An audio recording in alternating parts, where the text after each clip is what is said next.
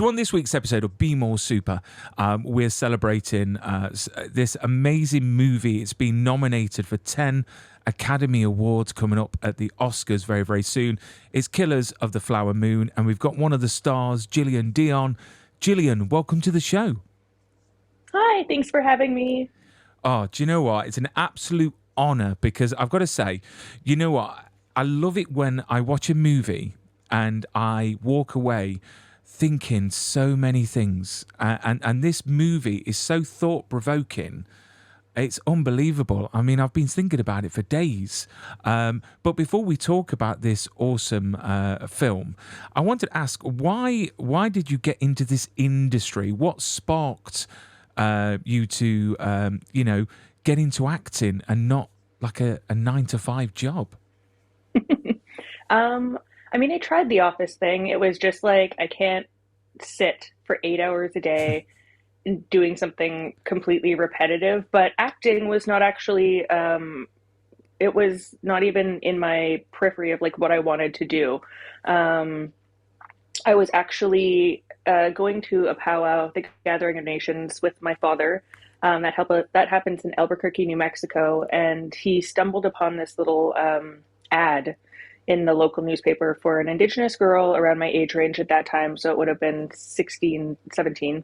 And he encouraged me to go. I'd never really acted before. And I was like, okay, yeah, why not? Like, I've been stuck in this camper van with my family for the last like 7 days. Get me out of here. So went to this audition. Met the casting director assistant, and he was like, oh, let me bring the casting director out. And she introduced herself, and her name was Renee Haynes. And something in my mind kind of clicked, and I was like, oh, you know what? I met you on a bus in Edmonton like 10 years ago, and you gave me a business card, I think. And I was like, are you from LA? And she's like, yes. And I remember just being young and keeping the business card because it was from LA and I was in Edmonton, Alberta. And it was just so whimsical and magical to have this card in my wallet. So I kept it with me the whole time. So I pull out this card and she was like, oh my God, like, where, like, it was an old card. It was her. And I ended up auditioning for her for that movie. So it was serendipitous that I just met her at that time again. I ended up auditioning for her for that movie. And that audition took me to LA to audition for Terrence Malick for, oh geez, what's it called? Oh, it's the Colin Farrell Pocahontas movie, A New World. So I got to audition for Terrence Malick for A New World, was flown to LA off my first audition that I had ever done when I like decided to try acting.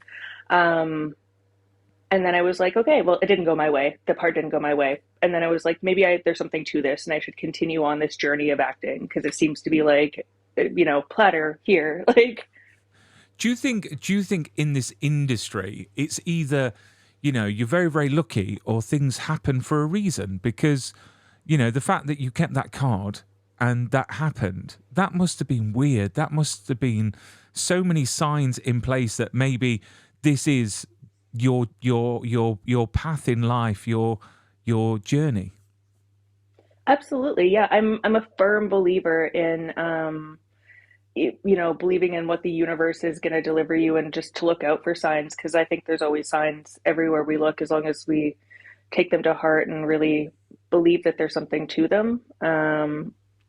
Yeah, I do believe that this was something that was meant for me to do. It took me out of my shell, which I was in for a while. It made me realize that there was like I was as soon as I went to film school after that, and as soon as I went to film school, I was like, oh my God, like these are my people. And I had never really felt that anywhere before. Like I was always a little bit quiet and really reserved in high school and had one really good friend, and that's like what we did. And then when I went to film school, I completely changed. I like flourished. I was, yeah, it was just all the universe and like whatever was looking out for me was like really had my back. And I still firmly believe that because things that are happening now and the way that they're happening and for the reasons that they're happening seem to still be really lending themselves to that theory.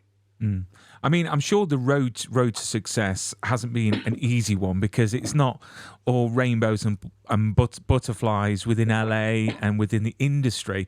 And obviously now starring in this massive blockbuster film, directed by Martin Scorcese, must be incredible. But to this journey to now, I mean, what sort of obstacles have you had to face, to get to where you are now?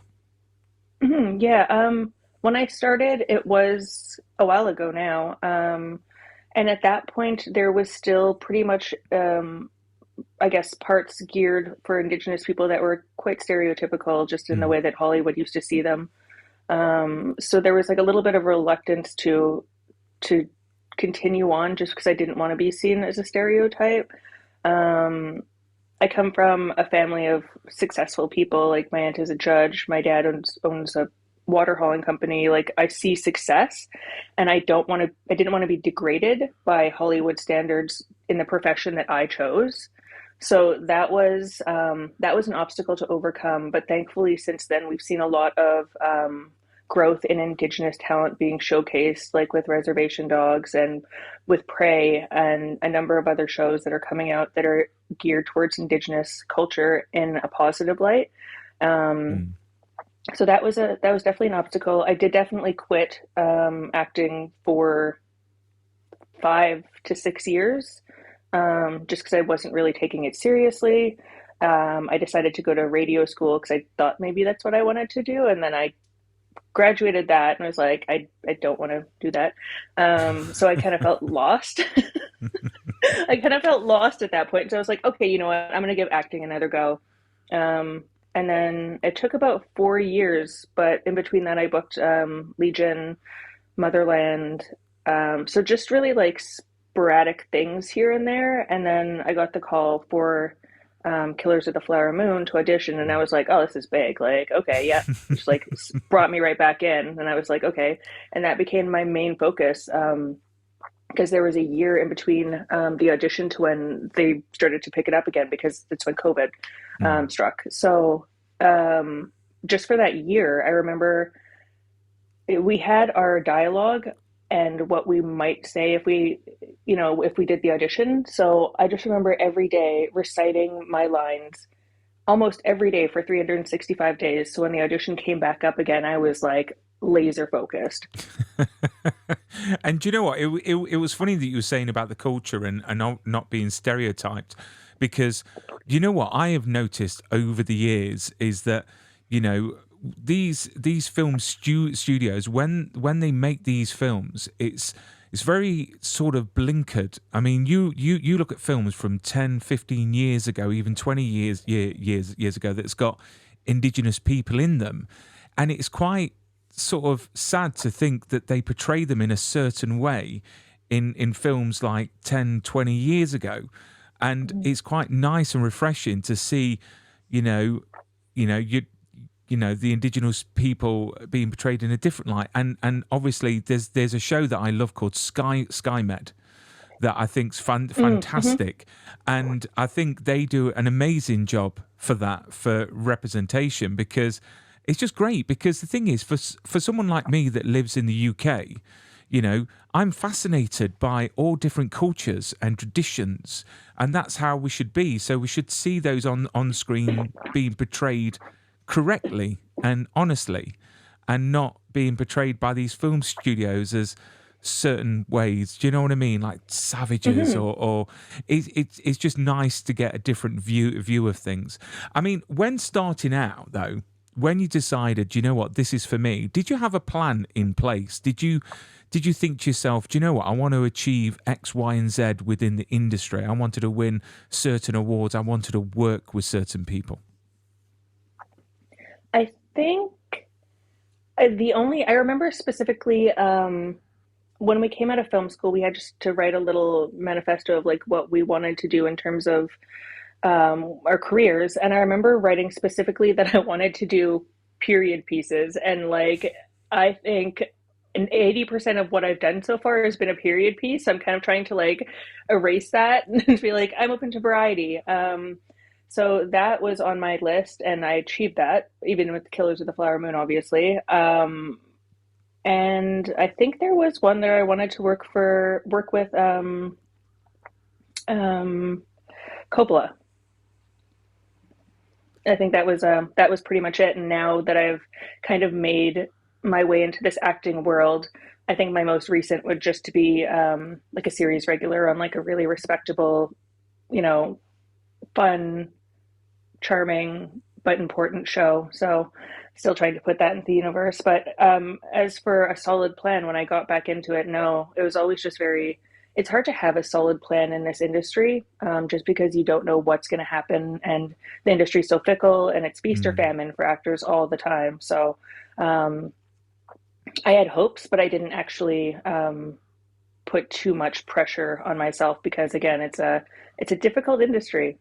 Mm. I mean, it's easy for me to say this because you've been in such a successful movie that's out now on Apple TV. But have you got a backup plan? Because do you know what? With acting, it's going from one job to the next. So I'm always worried about security, about knowing when Mhm. my next paycheck will come from, and because I've got kids and a house and everything I've got to pay for, it worries the hell out of me. So have you got a backup plan as a performer, as an actor, in case, say things didn't work out? And I can say that now to you because obviously you're currently in one of the biggest movies out, so I'm okay saying it. Yeah, no, that's a good question. I mean, I can, make a pretty strong cocktail still, so I wouldn't go back to bartending. It's not above me. I I honestly thought you know, if I just wanted to discontinue with this career at any point, I'd probably just move back home to Alberta and help my dad out with the business because he's getting to be about 70. And he definitely wants one of us, me or each. I have two siblings, just to help learn it and take it over. And I wouldn't want his dynasty to fall down because one of us didn't decide to step up. So that's eventually in my plan at some point. Wow.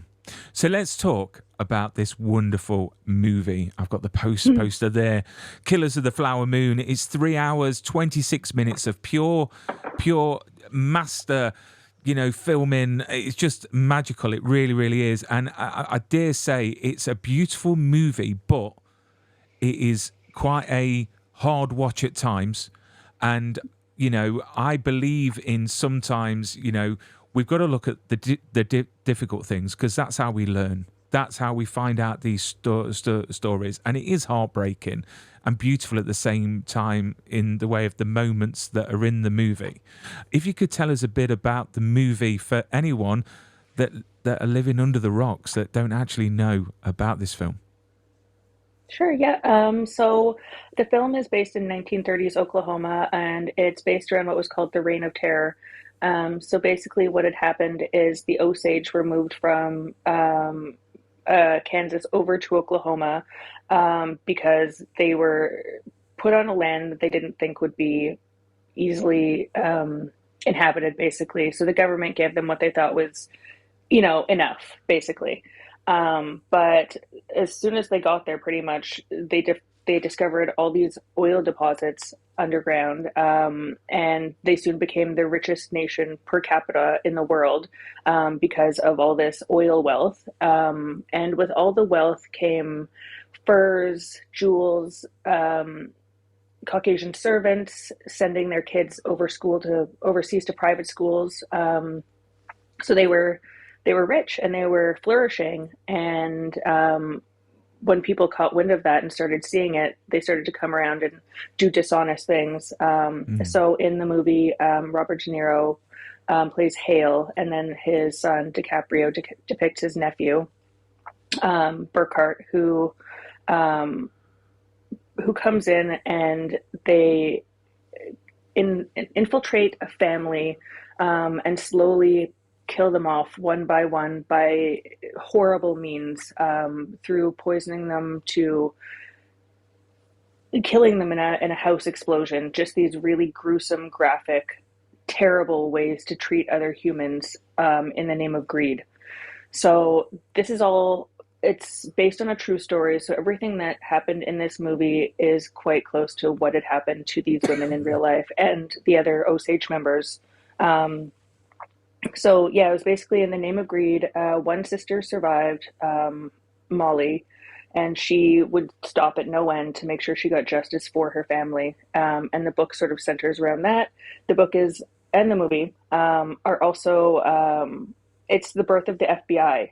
So it's such a fascinating story because it has so many layers to it. It shows you Indigenous culture in a beautiful way. It shows you the harrowing things that we have gone through, that our ancestors have gone through, just to remain here and, you know, present on this earth. Because everyone was trying to extinguish us at one point or another for whatever reason. But specifically for this, it was greed. I guess it would always have been greed. Um, Mm. yeah, yeah. It's a hard watch, but as you said, it's educational and it's a hard watch because it's factual and it's true. Do you know what? When I first started to watch this movie, so I sat myself down. I didn't have any kids around me. It was just me. I started to watch it, and then it just dawned on me because I didn't realize when I started to watch it, it was a true story.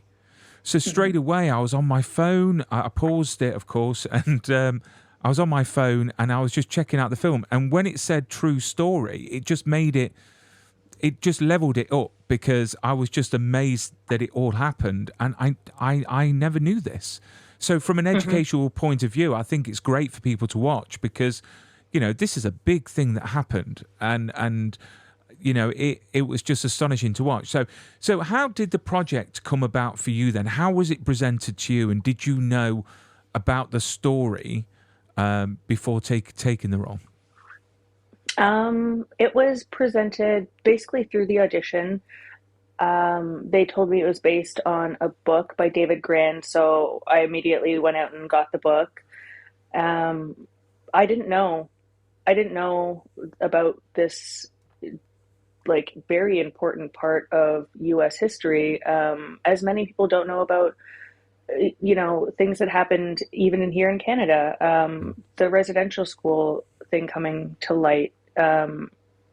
There's been atrocities against Indigenous people for years and years and years, uh, but it's always swept under the rug, and it's always kept hush hush by the government or whatever else might be trying to keep it under wraps. But no, I didn't know about it, and the more I read into it, it was completely fascinating, and I was like, how is this not, how did we not learn this in school? How did I not stumble across this in, some sort of article? Because with like the internet or whatever, we have access to everything, but somehow this story stayed so close, and I think it was a large part in the Osage, and being brave enough to share their story and want to get it out. And I do applaud David Gran for going in and doing such meticulous research, and uncovering things that some of the community members didn't know about, and just really, really giving it a truth and a life, and giving the Osage a voice. Yeah, I was shocked. I didn't know about it, and once I started reading the book, which I did, it was incredible, incredibly sad, incredibly moving, incredibly empowering. Just to know that, yeah, there's a lot that's been done to take down, Indigenous people in North America. Mm. I mean, when we talk about this film and how big it is, so it gets presented to you, and you have your audition. Not only would you be scared because it's such a big role, but I saw somewhere that it didn't all go to plan. You had a few technical difficulties during the during the audition, Oh, which I'm glad that it's not coming up right now. And I noticed that you've got your earpods in, so I think they actually saved the day. Apparently, I mean, if you could tell us about what actually happened during the yes. audition for the role of Minnie. Okay, I was in my living room in my old place, which is substantially it was smaller, the place where I taped my auditions, and I was on my 2011 MacBook Air, my like old computer that I just had, and I just like didn't get rid of it because it still does the thing I needed to. Um, it did until then. I get into this magic audition with Martin Scorcese, and we're talking, we're interacting, everything is going as planned. We meet, he's phenomenal. And then he's like, okay, we're going to throw everybody into the waiting room and bring everybody in for, like a round robin type session. So there was all four women. I could see them. I could see Marty.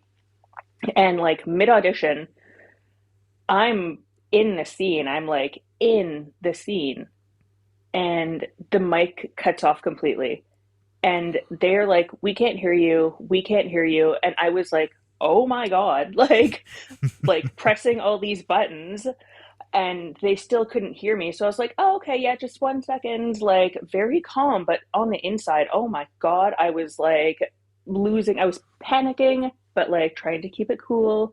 So I was like, I'll be right back. And then you can see me just running around in the background, like looking for um, it was an aux cord too. Like it wasn't even AirPods because it was a 2011 Mac. So I was looking for like the actual plugins with like the old school ones. Mm. So I was running around. I found a pair that like had the little like squishy things off. So it was just like shoving hard pieces of plastic in my ear. But they went in, and I was like, okay, can you hear me? And they're like, yes, we can hear you. And then I just like was very calm, and then went back. Oh, okay. Apparently, you've just muted yourself. Oh God. Oh my Oh, God. do you know what? What are the chances of that? Maybe auditions and Oh, talking about auditions should be off the table at any occasion. Bless you. Do you know what? The screen went black and it said the guests muted themselves. oh my gosh. Okay. Wow. Wow, it's jinxed. Oh no. It's Oh no. jinxed. Signs everywhere, Jillian. Signs Yes. everywhere. So you get offered the part. How amazing is that? I mean, where was you? How did you get told? And who was the first person that you told that you had the role? So I was at work. Like I said, I work at a brewery. I worked at a brewery for some time, and yeah, it was just like a regular Tuesday, I believe. And I got the call from my agent, but I'd been waiting for it for a while, so I knew it was going to be good news or I knew it was going to be bad news. And she called me, and she was really chill at the beginning. So I was like, oh, this is not sounding like she wasn't like ecstatic. And then she was like, okay, Renee called and you got the part. And I was like, what? What? Are you kidding me? And I couldn't fathom what was happening. And I was like so erratic and just like, I don't know. But yeah, they told me I was going to be playing Minnie, and I was really stoked for that because that's the part I actually really wanted. I really, yeah, I really connected with that character. And I wasn't allowed to tell anyone. So I took that really quite literally. And I didn't tell anyone until until the Variety article came out. And I was talking to my agent, and she was like, "Oh no, you could have told your dad. Like, we just didn't want you to tell like publication." So I didn't tell anyone, and I was like sitting on this secret for like a month, like trying to Wow. really play it cool.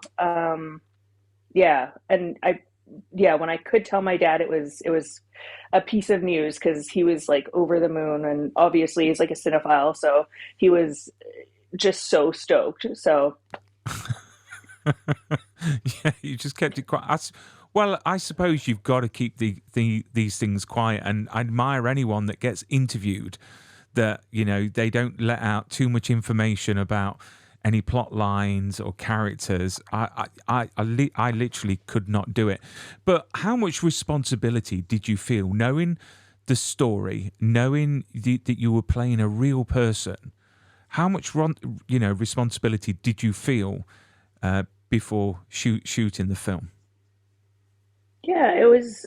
I think anyone in the film anyone that has a knowledge of Indigenous history or is Indigenous themselves really knows about the importance of portraying these women in the most respectful, beautiful, truthful way you can, because these women's lives were taken in vain. And Mm. that's the case, unfortunately, with a lot of Indigenous women in North America, even to this day. So I think there was a heavy responsibility on giving these women justice or doing these women justice in the portrayal with the material that we are given. Um, yeah, yeah. I mean, I've got a picture here of you all together, and it's just so awesome. I mean, I've got to say the outfits in this movie are just spectacular to look at. I mean, what was it like? The costumes and being on set, because it's all period. I mean, they've done it so well. So it must have been very surreal to step on set surrounded by all this, wonderful hard work that people have put in. Yeah, it was wonderful. Jackie West is amazing at what she does. And then we had people from the community who were very hands-on, and Marty really wanted it that way. He wanted there to be authenticity, in the clothing, in the jewelry, in the foods we ate, in the language we got to learn. Um, just putting on the broadcloth just felt so, it just felt like such a blessing. And having these Osage women who have been taught their dress, their way of dress, how to wear their blankets, the wabonka pins they get to wear, the moccasins that they craft before a lunchka. Um, it was magical, and it was very important to the production, and I think to the honesty of the production to have such, an intricate and accurate wardrobe in place, and they did it. And when we got to get gussied up and look pretty and wear cool like 1930s hats, then that was available too. So there was a nice variety of it all. And it was lovely because there was Anna, who wears very modern clothes at all times, and then there's Molly, who's a lot more traditional, Mm. and then there's a mixture of both at times. When there's, the ceremonies, you can see that the outfits are kind of, they're according to like what event we're at, but there's still a variety of old beautiful 30s clothing as well as old 30s and still modern Osage clothing. I mean, what I love about this photo is that obviously this is you and your other sisters, the actors in the movie, but then we've got the real picture here of the real sisters, which I think is beautiful. I mean, again, it must be so surreal to see pictures like this and recreate that on screen as well. No, no, no, knowing that this picture exists. I just found it astonishing in the film that when they were in the town and you got the people selling photographs and the ability for, they were conning people out of money right, left, and centre. Yep. I think it was $35 or $40 for a picture, if I remember rightly. So back then, that was very expensive. mean, I Hmm. mean, it's expensive now, 35 or $40. But I've got to say, the Osage language. I mean, how easy did that come to you in the way of talking that? Because obviously you do that in the film, and obviously you want to make sure it's authentic and you honestly portray that language. So did you work with a dialogue coach, someone from the Osage, to actually make sure that you portray that as Hmm. correct as possible? Yeah, absolutely. A couple months up leading up to us filming, we were introduced to our dialogue coaches. Chris Cote was one of them, and we learned the basics. There was an Osage app, so we learned, hello and numbers and some foods and stuff. And then when we got into the dialogue training, it was really not too hard for me to pick up. I grew up listening to my mother speak fluent Cree as well as my cookum, so I would hear them talking. Um, so there was sort of not well, sort of a little bit of similarity. My father also spoke Dene, and he would speak Dene with his mother. So I grew up around Dene and Plains Cree, and there's a certain way you have to move your mouth to say certain words. So I initially found that quite not. It wasn't easy, but it wasn't as challenging. Maybe. Pardon me. It, can you hear me again? Yeah, I can hear you. Oh, okay, okay, Sorry, great, I have it perfect. muted. Okay, geez. Yeah, I just don't think it was as challenging as it maybe would have been had I not grown up around those languages. And there was one point in the scene actually where we had to throw a line in because it needed to make more sense. And Marty was like, "Minnie, why don't you take this?" I think maybe because he might have seen that it was a little bit easier for me to pick it up. Mm. Yeah, and again, the scenes are just marvelous, and I've got to say, the language is just amazing to listen to. And you learn stuff as well. I think I learned. Is it Wincon? Now I can't say it. Wiconte, is what they call God. I forgot Oh, what he said. Wakanda. Wakanda. That's it. Yeah. Yeah. And it was just like the traditions and everything like that. I just think it's amazing. It's definitely on my bucket list to come over and visit reservations and see the culture and honor it as well, because I think that sadly I think we are losing cultures. I think that we're losing traditions, and I'm a great believer in respecting people's traditions. And this is a great thing about the UK. We're quite diverse and we're very, very inclusive and quite very respectful. I've got to say, more in the last 10, 15 years than before, but the world is changing, which is great. So Martin Scorsese, people may have may know him. He's a director. He's directed a few films. I mean, was he a pain to work with? Did you enjoy being directed by the man himself? He's lovely. He's really great at getting actors to do what he wants with very little words in play. You kind of just get it. Like when you're, I'm sorry, I'm just going to clear my throat here. It's good.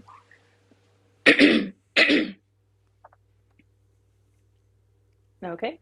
Um, yeah, no, he just kind of gets it out of you. And when you're on set with him, it's such a magical place. Like you can feel the magic as soon as you walk on set. He's patient, he's kind, he's generous, he's incredibly hard worker, and he's still going. Like he's just so full of energy, and it's contagious in that way. And he's so full of professionalism, but he's also full of play. So when you're on set with him, it's all of those things combined, which makes for just the most accessible, easy, fun, just amazing set to be on. I mean, you could tell He's it great. was a personal project for him. You can tell that he Hmm. actually put his heart and soul. And it was a really nice sort of moment at the end of the film when you see him, which was a really pleasant cameo, because not a lot of people might have recognised him at the end. So it was quite nice to see. And of course, a good director is like a conductor of an orchestra. You are the musicians, and all he does is make sure that you make your magic. And then we Hmm. go on to Robert De Niro again. Some people might not know him. He's been in a few movies. Apparently, people say he's a good actor. But you share a moment with him, which is just fantastic to see. It's so powerful.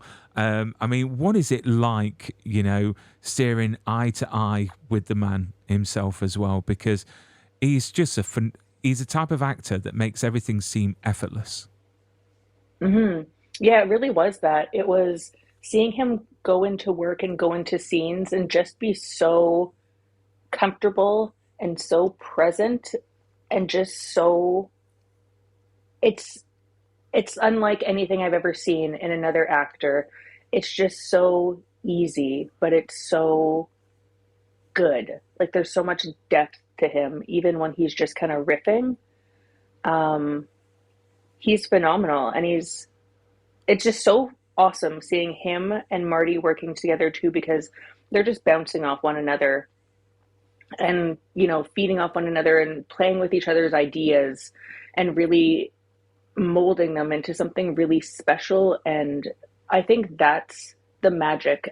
Even with Leo, seeing Leo work with Marty and the two, yeah, it's phenomenal. I couldn't have asked for a better scene partner for that scene because again, he is also so generous in his delivery and what he's giving you and what you're getting from your scene partner. I'm so sorry, my voice is going. It's okay. To be What you're honest, getting in a scene partner. that is the effect I have on people normally when I interview people. They're all getting choked up and like coughing. I don't know what it is, but you know what? It's just amazing. There are actors out there and performers out there that can spend decades within the business and not get even close to sharing the screen with these veterans like Robert De Niro. So that must be a giant tick off your bucket list. Yeah, absolutely. I consider myself incredibly lucky because of that. And I, again, feel like there's a responsibility now that I carry a little bit just to whatever's happening for me in the universe. I'm thankful for it. And I feel like I have a responsibility to keep the momentum going just because I have been granted such. This is my first movie. And to have this be my first movie is wild, and it means something. I'm trying to figure out exactly what it means, other than I'm incredibly lucky and was incredibly prepared. Um, but yeah, I'm so lucky. Do you know what? When you say lucky, I think more deserving because obviously, to go toe to toe with someone like Robert De Niro, literally, you performed so well in that scene, and you wouldn't Thank you. guess it was your first film. So to go toe to toe and actually, level up with him, I think is fantastic. So I think it's more deserving because I think lucky is someone that got into that position, that may not deserve it. But I think that you do Mm. because you've got talent. You really, really have, and it was a pleasure to watch you, perform on screen. I wanted to ask as well that obviously it's no secret that obviously your character dies in the film, and Mhm. there is a moment when you're surrounded by your sisters, and it's an extremely emotional moment. What is going through your mind when you're laying there? Because literally, you're laying there looking very peaceful, and you've got all these actors around you being so emotional. You must feel that as well, surely. And how do you keep yourself composed? Because that was what I was thinking when I was watching it. It was spectacular. Thank you. I that was my very first scene that we filmed. That's my very, very first introduction to set. They had me in my pajamas, and they're like, "Okay, your first scene is the scene where they're all crying around you." And I was like, "Oh, okay." So I got mentally prepared for that. I said a little prayer. I asked Creator for protection and for guidance, and I went in knowing that the tears were potentially from, like a real place of hurt for these women, or if not for these women, for the women they're portraying, Mm. and if not, or in addition to, their tears of our fallen female ancestors before that. So I knew it was a very powerful scene, and I carried that with me for the duration of the film, because the way she dies is so tragic, and it's very slow and it's very painful. Mm. Um, so I think that kind of set off what was expected of me in this role, just based on that first scene. So it was difficult. Um, it was eye opening, and it was a small look into what I was getting into for the next 3 months. Wow. Wow, what a way to introduce you into the film on your first set. Do you know what I mean?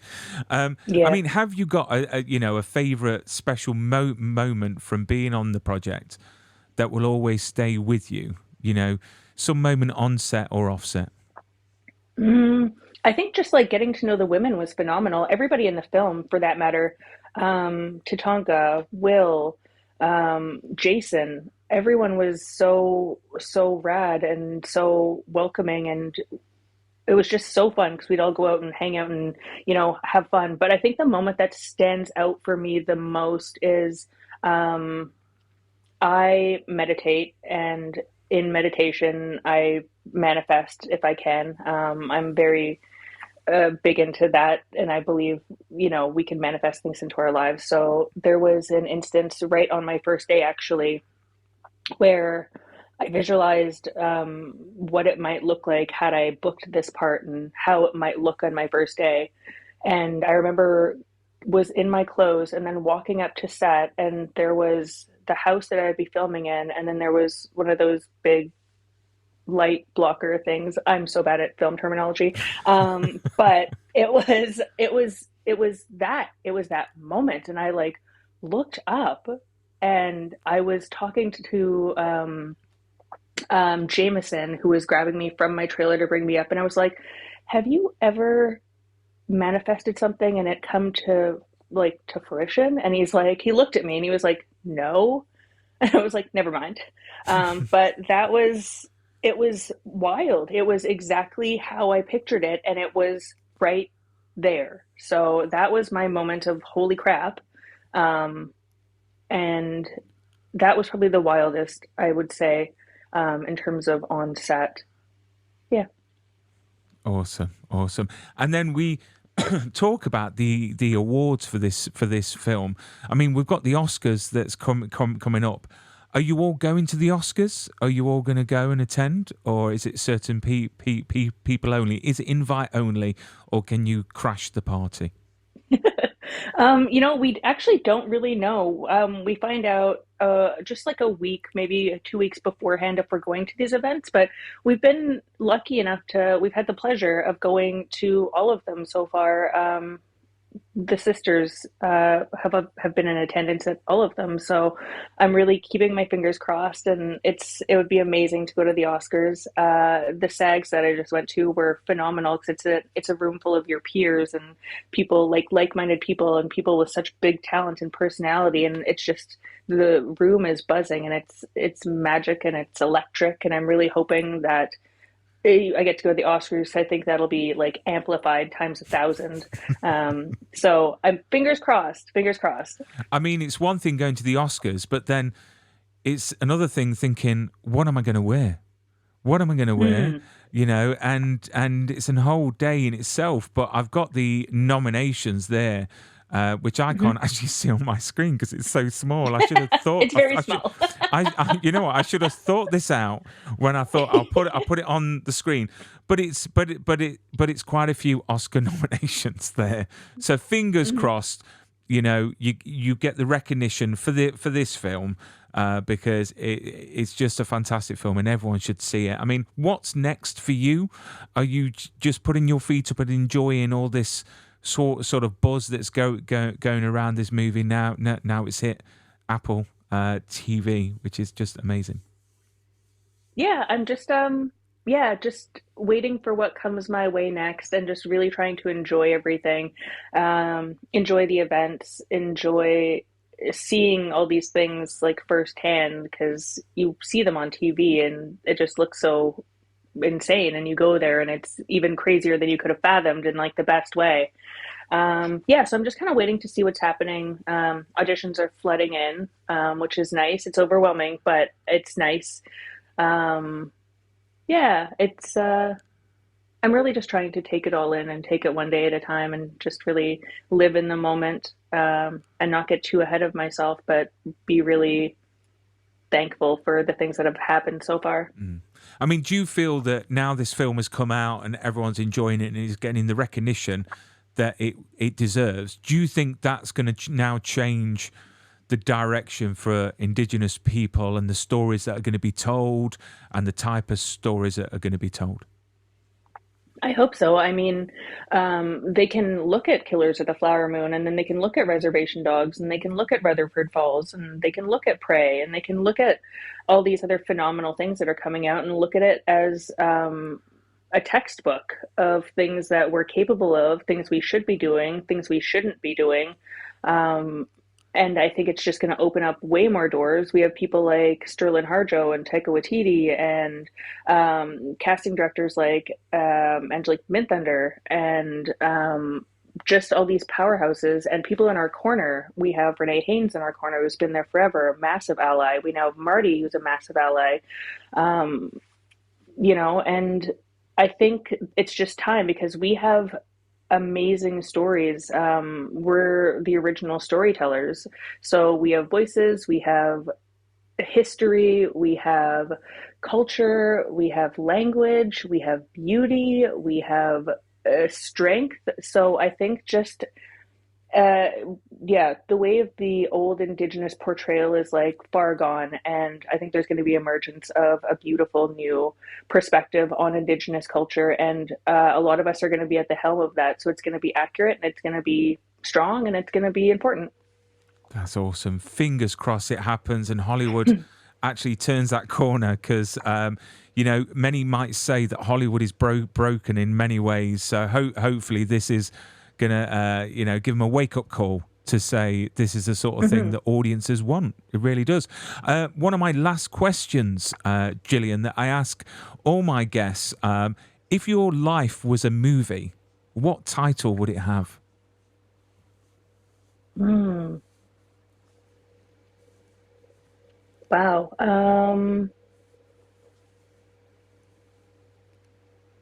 That is a difficult question.